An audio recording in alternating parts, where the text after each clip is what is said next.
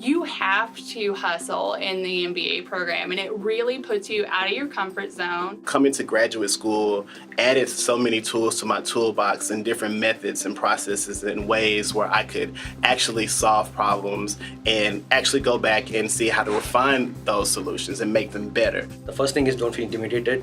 Everyone feels the same way when they come to the class. Just take your time to settle in. Don't jump into doing stuff. Take time to understand what NC State is. Take time to understand how MBA program works and understand how the opportunities come into play. There are mistakes that you can make, but everyone's there to support you. Never say never. If you work hard towards it, there's nobody stopping you from getting a job. It's all about how much effort you are putting. There's a saying that what goes around comes around. Whatever you put in it is what you get. So as you go through the MBA program, yeah, it might seem like it's tough, but it's really not as tough as you make it seem. It's just really, really new, and you kind of have to find your way and find what works, find your study habits, find where you, when you can find time to study, find who you can mesh with and study with, and different, methods of how you consume information.